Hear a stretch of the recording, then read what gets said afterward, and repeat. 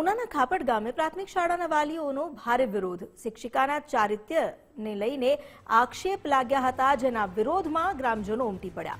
વિદ્યાર્થીઓ શાળાએ ન આવ્યા. વાલીઓ અને સરપંચે શિક્ષિકાની બદલી કરવાની માંગ કરી છે. વિવાદ વકરતા ખાપડ શાળાએ તપાસ માટે અધિકારીઓ પણ પહોંચ્યા. શિક્ષિકાની બદલી નહીં થાય ત્યાં સુધી બાળકો નહીં આવે આ મક્કમતા વાલીઓએ દર્શાવી છે. બાળકોને શાળાએ મોકલવાનું તેમણે બંધ કર્યું છે. વિવાદિત શિક્ષિકા લલિતાબેન હાલ શાળામાંથી રજા પર ઉતર્યા છે. શિક્ષણ વિભાગ દ્વારા આ મામલે તપાસ શરૂ કરવામાં આવી. ગ્રામજનોએ શિક્ષિકા વિરુદ્ધ કડક પગલાં લેવા રજૂઆત કરી છે.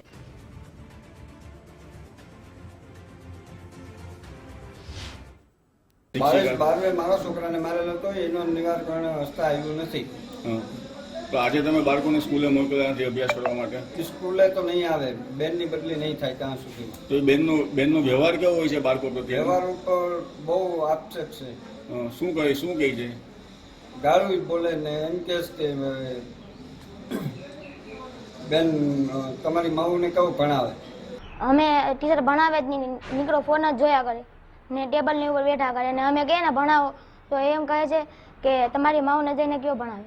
મારી દીકરીની ઉપર આક્ષેપ નાખ્યા હતા અને એ શિક્ષકની બદલી થશે એ માટે જ અમે અહીંયા છોકરાને ભણવા આવવા નથી દીધા.